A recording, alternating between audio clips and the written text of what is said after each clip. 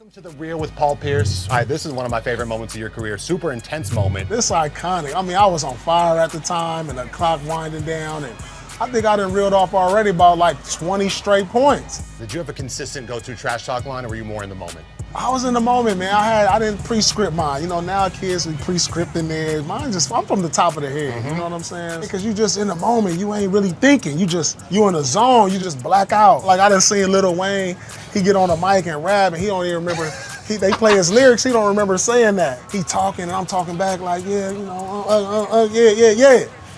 And I said, oh, I'm about to drill this in your face, dog. Come on. Is that what you're saying there? It wasn't something nice, but I knew I was on fire and I was like, hey, come get this. And just like, boom, like, come on, man. Let's do a little game on Trash Talkers. I'm going to give you two players. Between the two, who's more ruthless, Draymond Green or Kevin Garnett? If we talking about trash talking, ruthless, Kevin Garnett, easy call. Gary Payton or Reggie Miller? Glove, oh my God. I think I got a lot of my trash talking from the Glove. Man, Glove was crazy. He act like he wanted to fight every time he was talking to you. He started trash talking me in practice and I'm talking to him, we about to fight. I'm like, Gary, man, I respect Gary too. I'm like, man, I looked up to Gary. Jordan or Bird? I gotta go Bird on this one. Bird was crazy. I heard some of the stories I heard about Bird, like who gonna be in second place in the three-point contest. I'm about to drop 60 on y'all with the left hand. Oh man, that's crazy. He had other players going crazy on the bench for him. Other players going crazy. All right, last one of this. LeBron or Lance Stevenson? Yeah, LeBron don't really talk trash. At least I never heard it. And Lance Stevenson, I'm not sure how much trash Lance Stevenson talked, but he was known for his antics. None of them were too effective. Yeah. But they were fun and entertaining. No, definitely. The origins of The Truth. Walk me through this iconic game. Do you remember this? Oh yeah, I was at home. You gotta understand, I'm from LA, Inglewood, and I gotta show out, man. You know, I got about probably like 50 family and friends here, so it's a must. Every time I come back to LA, I gotta show out. I hit him with a 40-piece on this game. So what changed between the 2 years where now you became The Truth? Just the mentality. I got older, I got better, I was developing, and I was able to put it all together. So this was like the coming out party of The Truth right here. All right, so people don't often associate Paul Pierce with extreme athleticism compared to the rest of the NBA. Yeah. But people sleep on the fact that you did have your fair share of posters back in the day. Yeah, for sure. All right, so let's go through these rapid fire, 1 out of 10, or you could order them. Boom, spin off the man. Oh, beat him. Oh, don't jump. Oh, okay. What you want to rate that? That's a cool 9 right there. Is it more satisfying to dunk on a white guy? No, it's more satisfying to dunk on the center. It don't matter white, black, or whatever. Got it. He's a center. All right, let's move on to the next one. You got me dunking on all the white guys. That's just what it happened to be. That's what you see. It's on your top 34. This a 10 right here. This a blow by the Mamba and then go up. And I'm in LA. I like this one a lot too. I did the jab step, baseline. Oh, that's Zoe? That's a 10. That's a 10. That's on Zoe. That's Zoe. That was a Vince Carter light. It was the same sort of. They don't ever show that one. People know you for your game winners. Yeah, that's what I'm saying. All right, in the Knicks on Mark Jackson. Swan pushing it. Right here. Oh, watch your head, Mark. Ha! I always got to yell. I'm at Madison Square Garden. Come on now. What was that 1 out of 10? It's Madison Square Garden on Mark Jackson. That's about a 10. Light 10. Mark Jackson elevates that to a 10? Okay. Yeah, it was Mark Jackson. We'll take that. So a lot of 10s you're giving out yourself. I'm saying, you gotta be biggest fan. Damn, what you want me to do? You said people sleep on the pre-Big Three Celtics. I think people sleep on the Nets-Celtics rivalry, specifically the comeback. Oh man, that was crazy. Greatest playoff comeback at that point in NBA history. It was amazing to be a part of. Man, we wound up going on losing this series, but I swear, after we won that game, I thought we was going to the finals. So at what point did you realize that the deficit against the Nets, it was possible to overcome it? Well, you just play as hard as you can, and then you figure it out. What is Twan? It seems like he was hyping you up here. Nah, John was like, stop worrying about the goddamn refs. You over here crying to the refs. You need to just go out there and play. Stop acting like that. You better than them. And so I just put it in my hands just to play better because I was playing terrible all game. I was missing shots, turning the ball over, and I just said, man, all right, fourth quarter. You know, I always accepted, you know, that type of stuff from my teammates because it got me going. And, you know, it was with Twan, it was with KG, it was with, you know, guys like, I wasn't one to be like, well, won't you do something then? Like, you know, I'll be like, all right, you right. As one of the most clutch players of all time, why didn't you pass? I'm there, I'm double teamed, I'm drifting to the corner. I'm taking this shot no matter what. What do you think is the most important characteristic of being clutch? You just don't care about failing. I'm taking this shot, and I'm gonna live with it, whether I make it or miss. If I miss, I'm gonna make the next one. Don't worry about it. If you miss, do you think your teammates say anything to you or no? Because that's just how it goes. That's the pecking order. If you put your head down, like, oh, you know, no, I'm like, don't worry about it. I'm gonna hit the next one. And so you keep that belief. They believe in you still. Because if you put your head down and you doing all this, like, damn, I should have passed it. I second guess yourself, then they lose faith in you. If they call that for Twan, do you feel a type of way that this should be my shot? No, with Twan, I'll ride with that because I done seen Twan win many games. Who are your top 5 most clutch shooters in NBA history? Who do you want taking the last shot? Definitely Ray Allen. Probably go KD, Reggie Miller in there, Jordan, and Kobe. You did not put yourself in there. No. That goes without saying. Maybe the most famous moment of your career, NBA Finals, of course we had to bring it up. The wheelchair incident. I'm guarding Kobe. Boom, I go over the pick. I'm coming, I'm about to jump, and right here I get hit by a perk in the back of my knee buckle. And the first thing I felt was a sharp pain go up down my leg. And the doctor was like, don't move it, just stay there. And so that's when they carried me off, because the doctor wanted me, but then he said, oh, get the wheelchair. I didn't ask for no wheelchair. I mean, all right, you know, I was just feeling a sharp pain. You know, this is the NBA Finals. I'm like, no, I can't get hurt in the NBA Finals. Fuck that, I'm going back out there. I got a knee brace, put that on, and just ran back out there. So then where does the bathroom incident come into play? I don't understand it either. But It's you just- said yourself it happened. I was just joking. I was on national TV after I retired. Interesting. That might have been the quickest bathroom break. It depends how bad you had to go.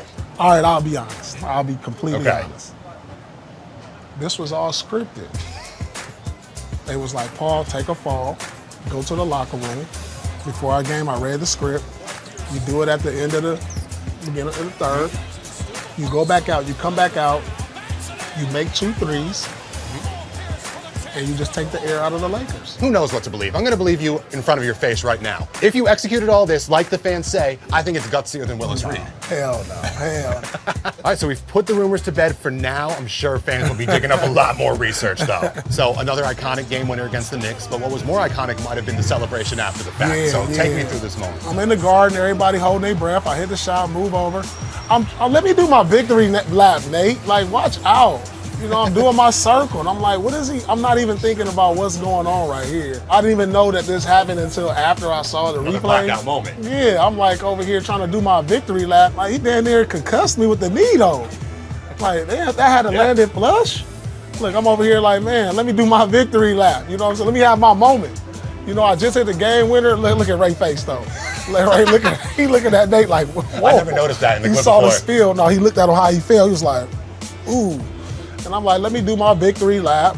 We in the garden, I'm performing. Just something about playing against Jersey, New York, the energy you get, because you got the New York fans are so the most, out of all the fans in America, they the most passionate about their team. That's why I like doing that to them. Against the New Jersey Nets.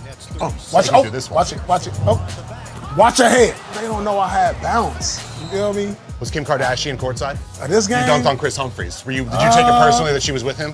was she courtside? She could have been. That's why the marriage didn't last long. I'm just I saying. saw you got dunked on by Paul Oh, man, Pierce. you got dunked by PP. You know what? I can't do this no more. I don't need to put that on a poster. You also initially crossed up Vujicic. Vujicic is coming. I'm like, what is he doing in front of me? Watch out. Got to be one of the most random Nets teams ever assembled. So random. it is. So you crossed up Vujicic. I'm going to give you a European player. Tell me where you think would be the best fit for them in terms of college, an American college basketball program. Let's start with Joker. I think Kansas would be good for him. You know what I'm saying? That would be a good fit for him. Like a Cole Aldrich on steroids. Yeah. We got a lot of good big men come out of Kansas. Dirk. Ooh, let me see. I'll probably put Dirk down there. Florida. Florida. Giannis. I'll probably say like UCLA. Luka. He a guard, Kentucky. The Gasol brothers. The Gasol brothers. We'll throw them in North Carolina. I was thinking Duke. That's just stereotyping.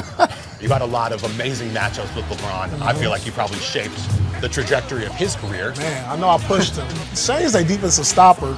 So I was like, screen because I want LeBron on me. Game on the line right here. And I just raise up in his face. Whoop. Run down court. And you see it? I'm cold-blooded. Asking for the switch on LeBron is something that maybe like 2 people can say in the world. Yeah, Shane was all defensive every year. So another big-time double overtime, and I think you go against LeBron here too. Yeah, I'm trying to get a 2-for-1, really. So I take the fast shot, and LeBron steps up, I knock it down and kind of give us a little bit of a 1-point lead. Like, case I miss, we get the ball back. You know what I'm saying? So, because we come down, set it up, you miss, game is over. That eventually ended up the game winner right there. Who do you think was a bigger challenge for LeBron throughout his career? The Big Three Celtics, the Steph Curry, KD Warriors? I mean, they both were big hurdles for him. They beat us, but they never beat the Warriors. So I say the Golden State Warriors. They beat you, but he also had to leave. Yeah, he had do it. to come to Miami. Okay, so you said the Warriors. I'm surprised at that. All right, another game winner against Miami. This is the playoffs. This is pre-LeBron, though. I think that's my boy, Darrell Wright. Time winding down. I'm going to get to my spot, step back. See, everybody always thinks James was the pioneer to step back. No, The pioneer. pioneer.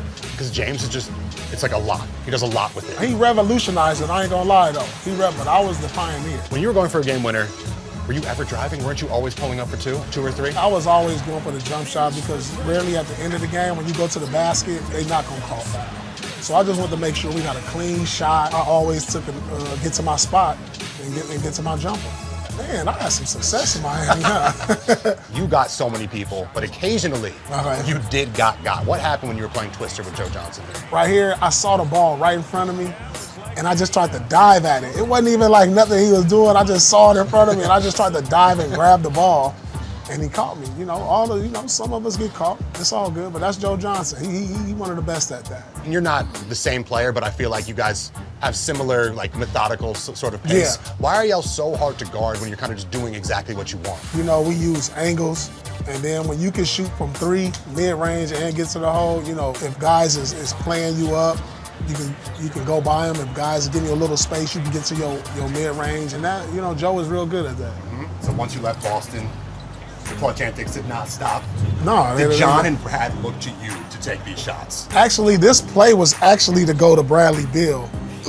I was coming off the screen, and then I think I was supposed to throw it back to Bradley and clear out. But once I got Schroeder on me, I was like, get out the way. I got this. So it was technically designed for Beal, but I feel like within 1 millisecond, Yeah. you knew it was for you. Oh, in my mind, I knew it was for me. I got this. I do this. Like, I'm telling them, like, watch out, watch out. That's why I look at him, look him in the eye, look at the clock. I go up, and the end of the story. I call game. And if he was open, would you have passed him the ball? If he open, I might have passed it. Well, after all the damage you inflicted on the Nets, you owe them a series win. Yeah. Yeah. So walk me through this block on Kyle Lowry. Man, everything happening so fast, and I'm looking at the roll, man. I pick him up. Then all of a sudden, I see him split the double team, and I just jump up, and I get a hand on it that ends the series. Have you ever made a game-winning defensive play like that? No. And how did that compare to hitting the game winner, which is better It's to you? the same feeling. Really? Especially since they won the series. It's the same feeling. Who won this trade in retrospect? Oh, the Celtics won it. It turned into a championship. Isn't it? It's crazy that it turned into the 2 best players. Yeah, Two right. for 2. They just work out in Boston sports all the just time. always seem to work out. You had to go out with a bang when Draymond Green really disrespected you. Chasing that farewell tour. They don't love you like that. By 17, Can't get no farewell by tour. They don't love you like 46. Blake is posting him up, and Blake got the foul on Draymond. I was like, yeah, Blake. Because I just noticed over the last couple of years how Draymond, how he guard Blake, and he just like trying to be real physical with him. So I just wanted to try to give some confidence to Blake in this matchup. And I'm like, bro, Draymond, he ain't shit, man. You supposed to kill him. To be honest with you, when he said what he said, I didn't even hear him. The reason people heard that because he's under the basket and the microphone from the camera picked it up. Because I probably would have chirped something back if I heard him, talking to me. Who had the better career between you and Draymond? Like, if we talk about individual-wise, I definitely put up more numbers than him. Yeah, but, like, if you talk about, like, his teams had more success than my teams, for sure. You and KG have a great podcast. Jeff Teague burst onto the scene this year with a great podcast. Yeah. I want to take it back to when you were talking trash to him in Brooklyn. Do you remember this moment? Yeah. Y'all the ugliest brothers in the league. By far. By far. By far. 2 ugliest brothers in the league. By far. Y'all ugly as hell. So you don't care if he's 2 on your and team. it's 2 of y'all. God made 2 of y'all. Do you have any other ugly brothers you'd like to shout out in the league? Who are your ugliest sets of brothers? You got the Lopez brothers. You got the Curry brothers. The Morris twins, The Morris twins. the Plumlee brothers. They can be up there Plumlee for brothers. The Ball brothers. The Teague brothers take the cake all time. sure. Ugliest brothers in the league. By far, by far, by far. Paul Pierce, thank you so much sitting down, breaking down some of your most famous moments, including determining that these are the ugliest brothers By far. and that you did not go to the bathroom in the NBA Finals. No, I Officially on wax. On wax. Thank you so much. Appreciate it. That was a blast.